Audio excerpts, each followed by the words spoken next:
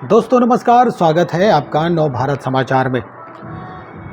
आज कुछ ऐसी बातें हम लोग करेंगे जिसके बारे में हम बहुत पहले से जानते हैं, यानी बचपन से ही सुनते आ रहे हैं, लेकिन धीरे धीरे हम उसे अपने मानसिक पटल से हटाते जा रहे हैं, यानी वो विस्मृत होने के कगार पर है।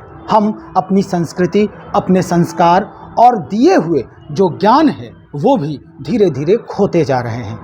इसी संदर्भ में कई ऐसे संस्थान हैं जिन्होंने पहल की ताकि ये चीज़ हमारे समाज में बची रहे और लोग इसे आत्मसात करें और आपस में जो सद्भाव है, प्रेम है, उसकी बढ़ोतरी हो। हम आज इसी मुद्दे पर बात करने के लिए गुरु रहमान सर के पास आए हैं कि आखिर हमारे जो राज्य की संस्कृति है, हमारे देश की संस्कृति है, वो किस हद तक हम उसे अपने मानस पटल से दूर करते जा रहे हैं। और इसी को बताने के लिए ऐसे कई संस्था जो है वो आगे आ रही है। हम इसी मुद्दे पर चर्चा करेंगे। सर, कई ऐसे संस्थान हैं, जैसे अभी एक IPS हैं विकास वैभव सर, उन्होंने ही एक संस्थान की स्थापना की है। उनके मार्गदर्शन में वो संस्थान चल रहा है, LIB, लेट्स इंस्पायर बिहार करके। तो क्या है सर वो संस्थान का जो मूल वर्क है वो क्या है? देखिए, ये करीब 5-6 साल हो गया, ज़्यादा ही हो गया होगा। ये कई संस्थान को तो मैं नहीं जानता हूँ, लेकिन LIB को मैं जानता हूँ क्योंकि मैं उससे जुड़ा हुआ भी हूँ। कि विकास वैभव ने LIB लेट्स इंस्पायर्ड बिहार को इसलिए शुरू किया है कि उन्होंने शुरू किया कि आखिर ज्ञान की भूमि बिहार, तपों की भूमि बिहार, नालंदा विश्वविद्यालय बिहार, पहला चक्रवर्ती राजा बिहार, बिहार से साम्राज्य का निर्माण हुआ। सब कुछ होते हुए भी लोग क्यों अलग दिशा की ओर भटक रहे हैं और बिहार क्यों बदनाम हो रहा है। तो विकास वैभव ने ये बात शुरू में तो किसी को समझ में नहीं आ रहा था। सच पूछे तो मुझे भी समझ में नहीं आया, लेकिन जब धीरे धीरे इसके गहराई में हम लोग उतरे तो हमको लगा विकास वैभव की एक बात हमारे अंदर टच कर गई, और वो बात थी कि चिंता नहीं चिंतन करें। यानी चिंतन किस चीज करें? अपने बिहार के गौरवशाली इतिहास की, बिहार के गौरवशाली संस्कृति की, बिहार के पूरे नालंदा विश्वविद्यालय की चिंतन करें और उस आधार पर बिहार को बढ़ाने का प्रयास करें। और जिस तरह से का ये प्रयास विकास वैभव ने किया है, विकास वैभव के नेतृत्व में हम लोग एक फर्मादार हैं, सिपाही हैं जो लेके चल रहे हैं। आपको हम बता दें कि लेट्स इंस्पायर्ड बिहार जो विकास वैभव के द्वारा शुरू किया गया है, यह वास्तव में किसी आदमी के बस की बात नहीं है। यही कारण है कि विकास वैभव को मैं एक व्यक्ति नहीं, एक IPS अधिकारी नहीं, एक IG नहीं, एक विकास वैभव को मैं एक विचारधारा मानता हूं। और किसी ना किसी रूप में उस व्यक्ति में स्वामी विवेकानंद की आत्मा जरूर वास करती है, क्योंकि इस तरह की बातें तो बहुत लोग सोच रहे थे। आप ही बोल रहे हैं कि बहुत सारी संस्था है, एक भी संस्थान का नाम बताइए जो इस तरह काम कर रहा है। जो आदमी 9:30 बजे से ऑफिस में जाता हो, 6:30 बजे तक काम करता हो, और फिर मंडे टू सैटरडे और संडे को किसी ना किसी क्षेत्र में, दुरूह क्षेत्र में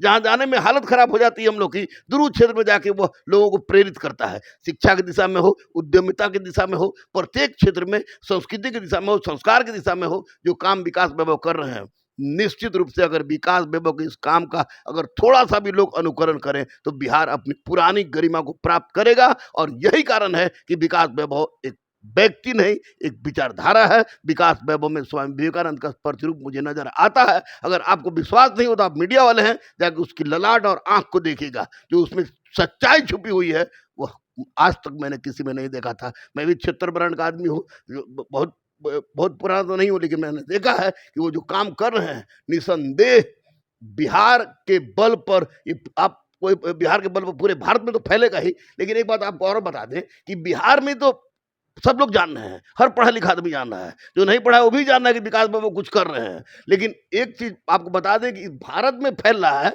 और विदेश के लोग इसमें इंटरेस्ट दिखा रहे हैं। यह गर्व की बात है। और केवल 2 साल रुक जाइए, विकास वैभव का यह अभियान, जिसके हम लोग सारे के सारे सिपाही जुड़े हुए हैं, विकास वैभव का यह अभियान वैश्विक स्तर पर एक ऐसा छाप छोड़ेगा जो कि बिहार के बल पर, चिंता नहीं चिंतन के बल पर पूरे एक नया अवधारणा प्रस्तुत करेगा, एक नया बिहार बनाएगा, एक नया भारत बनाएगा, और उसमें विकास वैभव का नाम सर्वोच्च स्तर पर गिना जाएगा। इसमें कोई संदेह नहीं।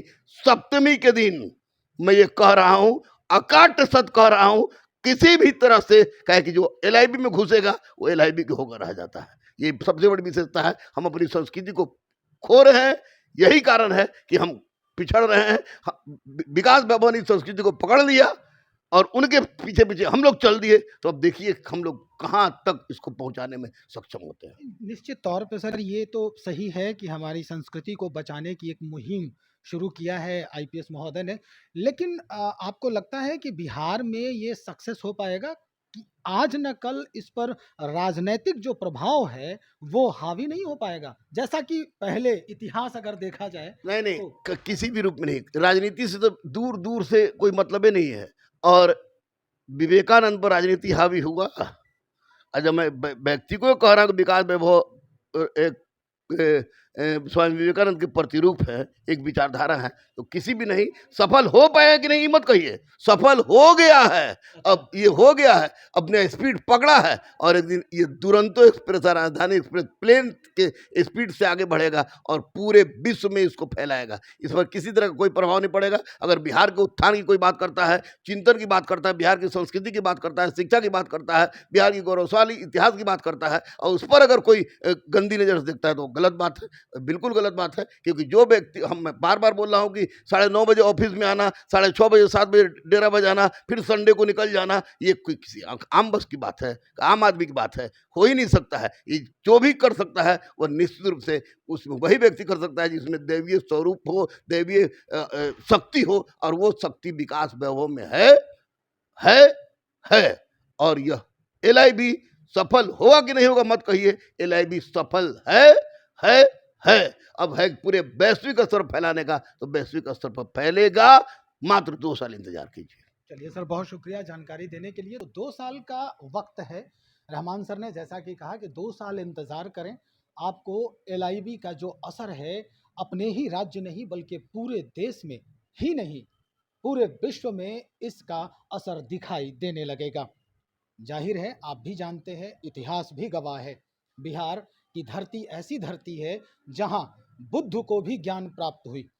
उसके बाद नालंदा विश्वविद्यालय, जो विश्व में सबसे प्राथमिक विश्वविद्यालय के परिचय से जाना जाता है, प्राथमिक विश्वविद्यालय के रूप में जाना जाता है। यानी अगर हम कहें तो इस धरती की जो महिमा है वो किसी से इसकी तुलना करना हमेशा ये मूर्खता ही होगी। 2 साल के अंदर किस तरह से बदलाव होते हैं हमारी संस्कृति में, हमारे समाज में, ये तो हम इंतज़ार करेंगे तभी स्पष्ट हो पाएगा।